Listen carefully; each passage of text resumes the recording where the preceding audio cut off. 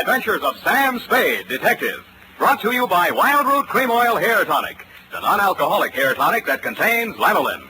Wild Root Cream Oil, again and again, the choice of men and women and children, too. Sam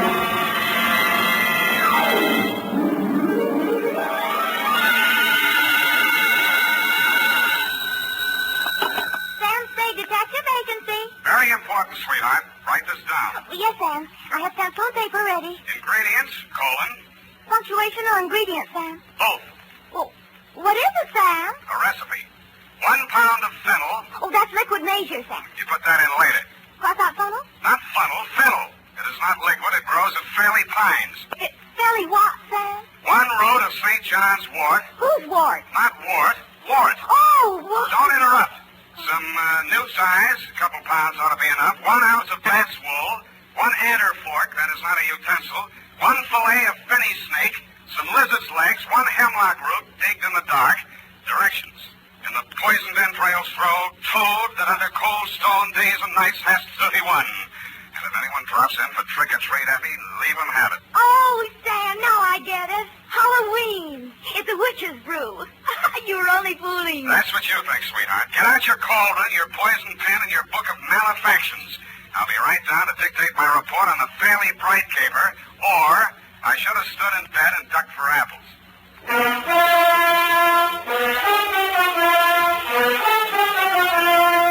Dashiell Hammett, America's leading detective fiction writer and creator of Sam Spade, the hard-boiled private eye, and William Spear, radio's outstanding producer-director of mystery and crime drama, join their talents to make your hair stand on end with the adventures of Sam Spade. Presented by the makers of Wild Root Cream Oil for the hair. Are they saying this about you? There goes somebody who's really well-groomed. And that can go for every member of your family if they spruce up each day with Wild Root Cream Oil, America's favorite hair tonic. Wild Root Cream Oil grooms hair neatly and naturally, relieves dryness, removes loose dandruff. If your family hasn't tried it, get Wild Root Cream Oil in the new 25-cent bottle. You'll see why Wild Root Cream Oil hair tonic is, again and again, the choice of men and women and children, too. And now, with Howard Duff starring as Spade, Wild Root brings to the air the greatest private detective of them all in the adventures of Sam Spade.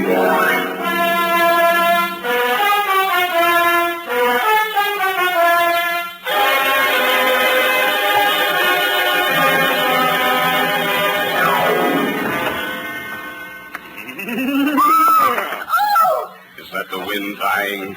Oh, no, it's only 2 devils that blow through a murderer's bones to and fro in the ghost's moonshine. Oh, Sam, take off that ridiculous mask. You look about as much like a demon. As a demon, check. Fly your broom into the adjoining office, sister, and we'll weave a few spells. Date, Effie. Yes, Sam. What is this thing on my desk? Looks like a pumpkin. It is a pumpkin. I made it this afternoon. Here, I'll light it. Well, isn't that cute? Isn't that cute? Eyes and nose and mouth. Looks like Lieutenant Dundee of Homicide. Well, thank you, Sam. Thank you. Well, I guess everyone knows it's Halloween, even if they don't listen to the radio. Shall we? We shall. Date, All Hallows Eve, 1948, to Hillary Bright, Esquire, number 13, Black Place, City. From Samuel Spade, license number 137596. Subject, the Fairley-Bright Caper. It was a fairly bright afternoon for the fog-bound Bay Area. There was no frost upon the pumpkin. In fact, as yet, no pumpkin. But I did see a black cat and several attractive wolf girls in broomstick skirts during the bus ride down the peninsula to your client's ancestral estate, Fairley Pines. A bat flew out of a hollow tree as I mushed up a road through some pine woods to the house. In the gathering dusk, I also observed the toad, a lizard, and a hooty owl, which, if memory serves, are staple ingredients for a witch's brew. And I observed, hobbling out of the forest, an authentic hag. She was wearing a dusty black robe, a peaked black hat, and her matted gray hair coiled serpent-like around her evil countenance. She leaned on a gnarled staff of hemlock, fixed me with her yellow, glittering eyes, and said, Hello, kiddo. Yes'm. Which way's the house? Which house? Fairly Pines. Lost my bearings, I did. I was looking for some fennel. Oh. I got the bat's wool right enough and newt's legs. Couldn't find no adder's forks, but reckon this here copperhead will do the trick. What are you going to do with all that stuff? It's for the brew. I'm the witch I hired for tonight. Name's Gudge. Born so fire, but of course I don't have no Christian name anymore since I sold out to Old Scratch. Beat me down on my price, he did too. Look at that wart on my nose. What nose? Huh? The house is up that way. Mind if I walk along with you, pretty boy? I don't like girls. Huh? No, not at all, ma'am. No need to be afeared. With the scoungy pity they're obeying me, I'll be lucky if I give them a whiff of brimstone. Not so close, please. But I did promise one manifestation, and the scream of a soul in torment is the witching hour. Yeah. Fiddle, fiddle, aye, fiddle. Ready or not, here I come. Who is that? What's your hurry, sir? Where do I find Mr. Fairley-Bright? Oh, you're the detective, is Spade? Right. Oh, well, I'm Homer Langdon, attorney for the Fairley estate. Hold on, I'll take you to him. Sorry for that challenge just now. Been hearing strange noises around the grounds. You notice anything peculiar as you came up the road? Well, there was an old lady. I used the term loosely. Looking for Penwell? Yeah. That's the witch. Mr. Bright hired her for the party tonight. Takes her work kind of seriously, doesn't she? Well, you know how it is. Seasonal work. What does she do between Halloweens? Claims she hibernates. Gadapedia. Mrs. Fairley, Spade. She's eccentric. Don't let her know. Check. Oh, here I am, Homer. What was it you wanted? Oh, it's the man from the catering. No, Ophelia. This is Mr. Spade, the detective that Mr. Bright employed. Oh, well, about that recipe for the aspic. Cook says she's never heard of putting fennel and lizard's claws in a tomato aspic. And Mr. Bright says hemlock is poison. You've got it mixed up, Ophelia. That's the recipe for the witch's brew. Well, anyway, the grocer says he doesn't stock them, so you'll have to garnish it with parsley. Ophelia, he's not the caterer. He's the detective. Oh! Well, keep your eye on those pumpkins. Mice, you know. Mice? You know, mice. Pumpkins? Where is that witch? I've got to tell her about the parsley. Oh, witch!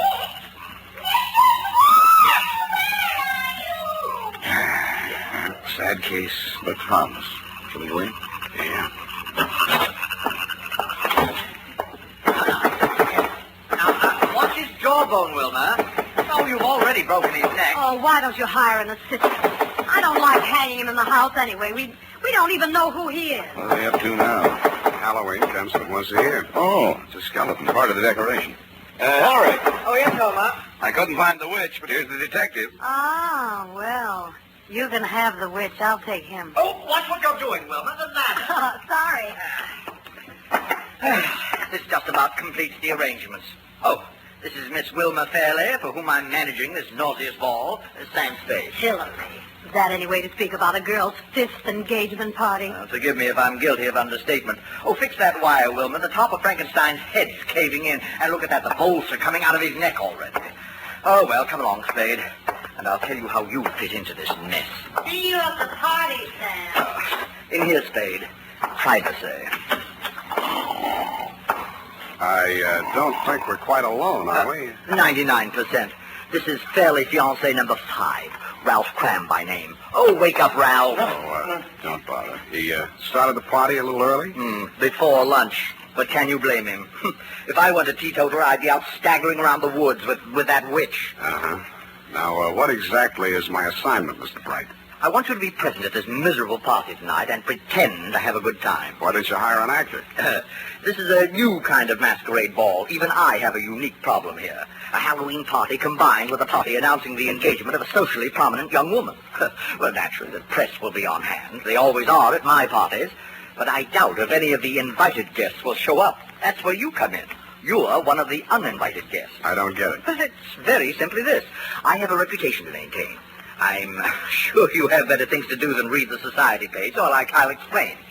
I believe some ill-informed columnists have referred to me as the male Elsa Maxwell. That's not true. She is the male Hillary Bright.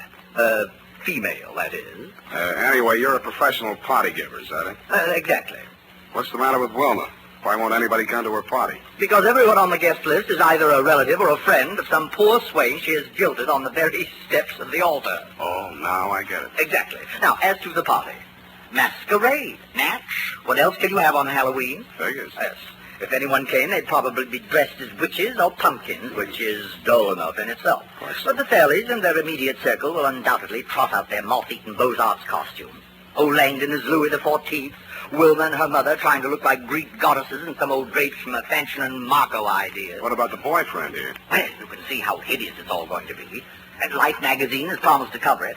Well, I simply had to do something. What about the boy? I think it's the party idea of the year. 20 uninvited guests who will come as themselves. Who's my date, the witch? Oh, isn't she priceless? I thought of burning her at the stake as the grand climax of the evening. I've got matches. No, I decided against it. It's too messy. Well, it sounds like loads of fun, Mr. Bright, but I'm afraid you called the wrong detective. Now, So wait I'll- a minute, please. Hear me out. Now, there's method in my madness. I believe I mentioned 20 uninvited guests. Who are coming as themselves, yes. Exactly. Well, I've gone to a great deal of trouble and expense getting together a really colorful group. All authentic types. A gangster, a shrimp fisherman, a swami, 3 bubble dancers, a gypsy, a paroled axe murderer, a sandhog. Oh, that reminds me, I must see whether the blubber arrived for that Eskimo they're flying down from Nome. Yeah, well... What I'm getting at, Spade, is that with a collection of people like that, well, anything might happen. well, why didn't you invite the local police force? Oh, they're coming in costume, of course. Good, then you won't need me. Besides, I get $800 a day in expenses. Mr. Spade, at the last party our local chief of police attended, the guests were held up and robbed of $50,000 worth of jewels, including the chief's gold bag. So, you see, we do need it. Hey, what's that? Oh, go back to sleep, Ralph. It's only the guests arriving. I get $1,000 a day.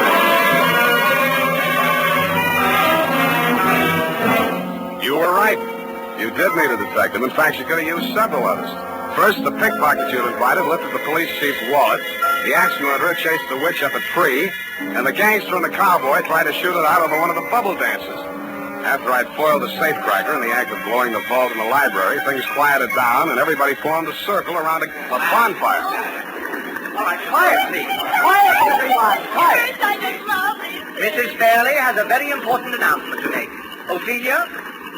She was here just a few moments ago. Well, have you seen her around Langdon? A few minutes ago, she said she had a headache and went upstairs to get some aspirin. Sam, I'm worried about Mother. Would you mind going upstairs to see what she's up to?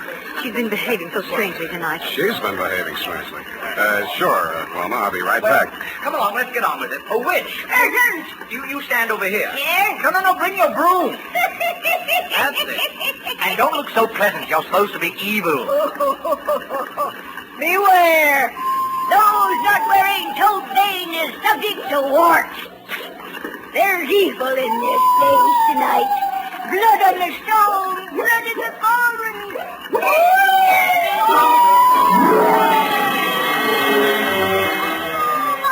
I hated to miss the manifestation, and I hoped I'd get back in time for the scream of the soul and torment to which it promised earlier in the evening. I cased the rooms on the second floor. Wilma's fiancé, Ralph Cram, was in one of them asleep.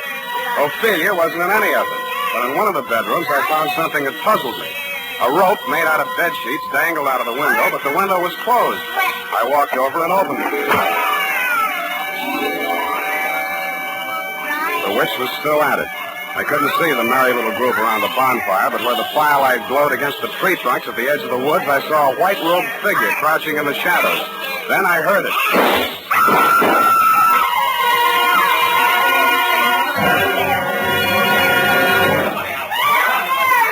Heard them all in the house. Want a hand. Don't let any of them get away. Right, Chief! All right, folks, you'll have to step inside. Why? Come on. As Wilma said, she's dead. Somebody shot her. She was sprawled on her face at the foot of a big pine tree at the edge of the clearing. A single slug had entered her body just below her left shoulder blade. If this was part of Mr. Bright's Halloween production, I thought he'd overdone it just a little, because she was dead. As nearly as I could reconstruct it, Wilma had been standing outside the circle of people grouped around the fire, as if somebody in the woods had called to her and she'd left the group to investigate. She'd been facing the fire when she was shot. Then what about the 2 shots that had missed her? If the killer had been aiming at her and missed, he couldn't have avoided hitting somebody else in the crowd. I went back to the house to check the guests. All there, unwounded and accounted for, except the witch. According to the local chief of police, who was rapidly turning into a toad, she had flown away on her broom. I checked my nose for warts.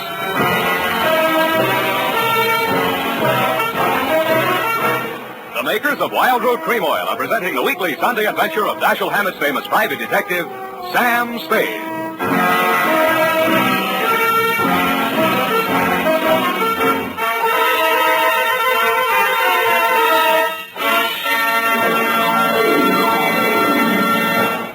Now, here's important news on good grooming.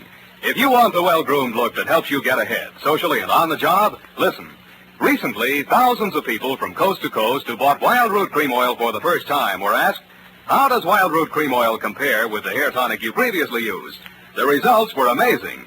Better than 4 out of 5 who replied said they preferred Wild Root Cream Oil.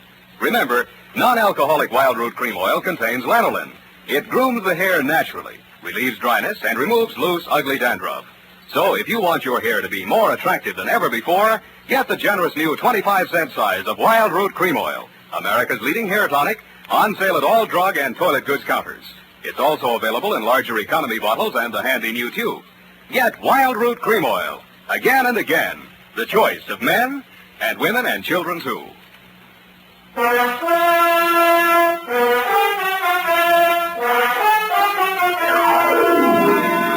And now, back to the Fairley-Bright Caper.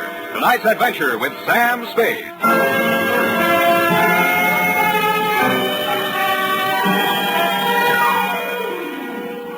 By dawn the next morning, Aloysius Becker, boy police chief, still hadn't sweated anything out of his 20-odd suspects but yawns. The family lawyer, Langdon, had an old gun permit, no gun. Then he canvassed the town for Wilma's 18 jilted suitors. They were all alibied by their wives and children, which knocked that angle out. She carried no insurance, nobody stood to gain anything financially by her death, and nobody but you, Mr. Bright, actively disliked her. About then, Chief Becker put Ophelia back on the griddle. Now, look here, Mrs. Fairley. You still aren't coming clean with us. Clean? Oh, the ashtrays. I'll call the maid. Come back here. Yes, Chief Becker. Now, sit down, Mrs. Fairley. Now, let's go over the part of your story where we found the bed sheets hanging out your window. Yes, Why did you tie the bed sheets together and hang them out the window? for a rope. So, you admit that you used that rope to snake out. I did no such thing. I always go out that way at night. And you admit that... Oh, I give up. Mrs. Fairley. Oh, it's you, Mr. Spade. I want to thank you for guarding the pumpkin so well. I didn't see a mouse all evening. Thank you, Mrs. Fairley. I only did what... Oh, why is Chief Becker so angry? I think what's worrying him, Mrs. Fairley, is why you closed the window behind you when you went out on your rope. So no one would know. Wilma worries about me. You won't tell her. Ah, it's as plain as a nose on your face what she's doing. Working up to an insanity plea. Ingenious theory, Chief, but look, can I talk to you a minute outside? Yeah, could use a little air. Keep 'em all here, Monahan. Look, Chief, why don't you lay off that poor old dame? She's too vague, disorganized. It took a marksman. The way the wound was, no point of exit, just punctured the wall of the heart and stopped. A low velocity impact. Sure. A what? It had been fired from about the maximum range of a .38 pistol. He'd have to figure on the drop in trajectory as the bullet slowed down. It was either a trick shot or one that just connected accidentally. By the way, we only have your word for it that you were upstairs in the house when those shots were fired. You carry a .38, don't you, Spade? What kind of gun do you carry, Chief? Yes. Well, we'd better wait till ballistics sends back the report on the slug.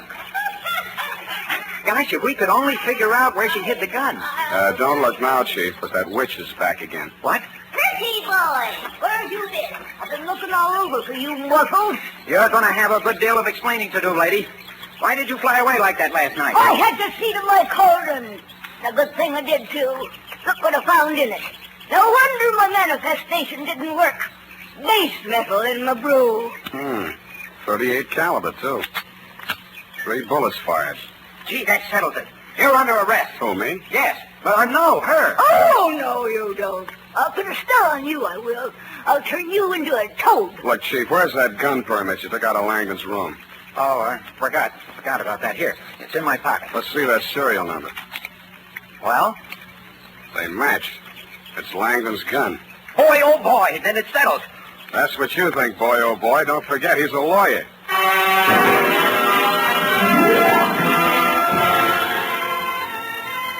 I headed for the woods. I found the spot where I'd seen the figure in white crouching just before the shots were fired. A little way back in the woods, I found footprints. French heels, short, mincing stride. Following along behind them was another set, flat soles, long, manly stride. The mannish footprints followed the feminine footprints almost to the clearing and then stopped. The feminine footprints went on straight to the spot where Wilma had fallen. I knew that no woman had been over this trail since the murder except the witch, who probably had cloven hoofs. Her cauldron had vanished, but the fire was still smoldering. I kicked through the ashes. I didn't know what I was looking for, but I found it. I raked it out with a stick and prodded it. The blackened outer layers crumbled away. It had been a raging bonfire, but there are few things harder to burn than a telephone book. The middle pages were yellowed from the heat and seared around the edges, but they were still intact. There was a hole punched in the middle of each page. Feminine footprints right up to the X that marked the spot in the phone book through which a bullet had been fired. I had a hunch the ballistics report would prove that Langdon's gun did not fire the fatal bullet. I was right, but for the wrong reason.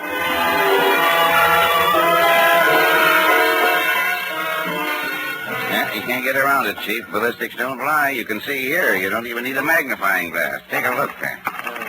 Don't have my glasses. Well, you ought to be able to feel it. 2 big ridges on the test slug. The other one's almost smooth. Rust pits wouldn't make a ridge like that, would they? No, we figure they must have used a faulty cutter at the factory when they rifled the barrel. Well, that settles it. That and those women's footprints and that phone book all point to Mrs. Fairley. What's about a phone book? Whoever shot her fired the slug through a phone book to make it look like a long-range job. It was a low-velocity hit, all right, but it was tearing through that phone book that slowed it down. That proves the killer didn't have to be a marksman. Stood right next to her.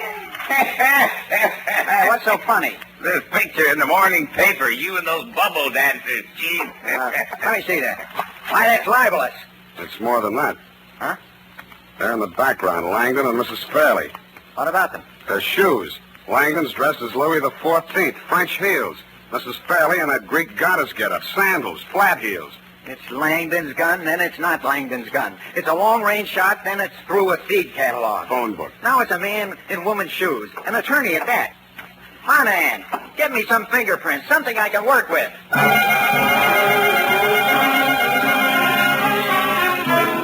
I didn't blame the chief. My somersaulting clues were getting me dizzy, too. So far, Langdon, like the good lawyer he was, had kept his mouth shut, which meant nothing one way or the other. That was smart. But he disposed of his gun by throwing it in the witch's cauldron, which was stupid. A, because it was sure to be found, and B, because there was no reason for hiding it anyway.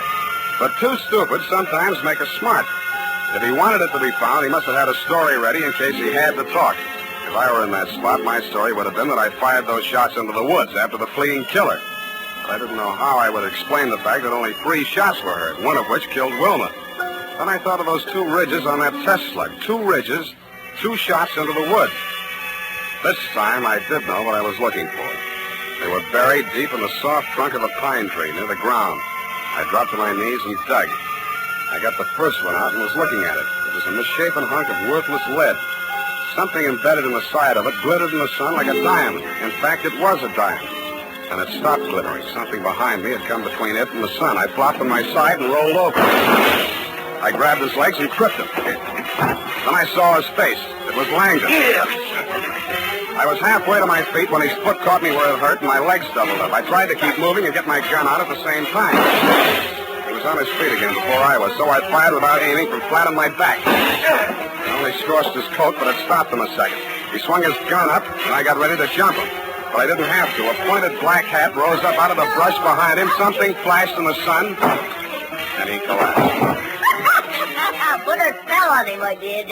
With this here magic wand. Blown instrument to you, sonny. Thank you, Mrs. Witch. God's his handle, son, which is my profession. Well, boy, that was a close call. Put the cuffs on him, Monahan. Hey, what are you doing? Oh, no, Monahan, not Spade. Langdon there. Been following him since I found out he was wearing women's shoes. Well, that settles it, eh, Spade? Yeah, but you'll need this. What is it? A jeweled bullet. A slug with a diamond set in it. Come on, hero. It's the master clue of this caper. Oh, yeah, the master clue. You better come along, too, lady, for questioning. What? We'll book her for vagrancy if we need it. Oh, no, you don't. I'll turn you into a toad. You don't believe me, do you? Hoppy toad, warty and green. Feel anything? Well, on second thought, I reckon she's harmless, poor old soul. So, indeed. Ain't got any. I sold out to Old Scratch 30 years ago come next Halloween. See you then, sonny. Go home and gargle.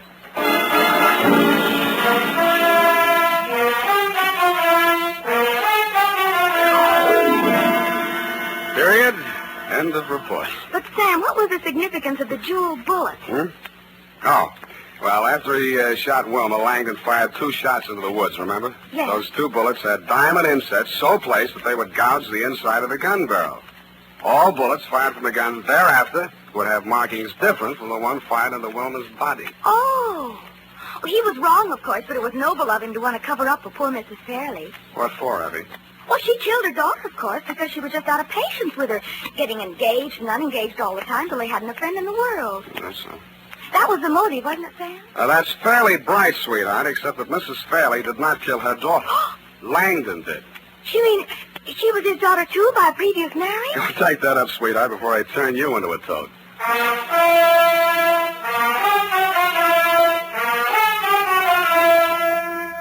And now, listen to this.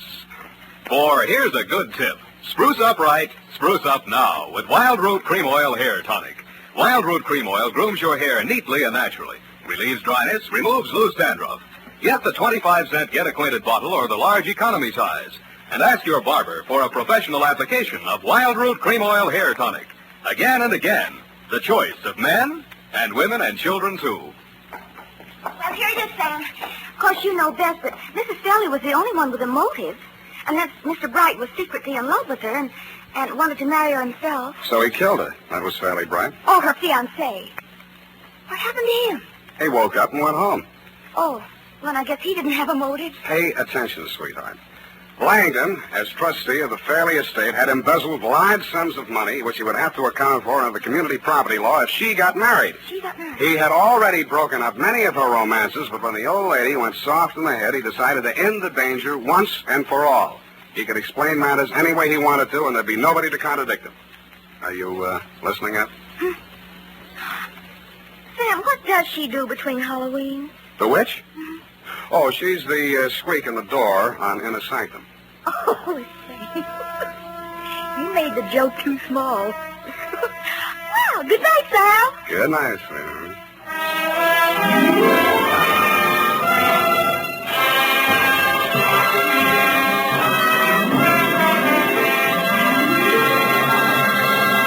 The Adventures of Sam Spade, Dashiell Hammett's famous private detective, are produced and directed by William Spear. Sam Spade is played by Howard Dove. Lorene Tuttle is Effie. The Adventures of Sam Spade are written for radio by Bob Tallman and Gil Dowd.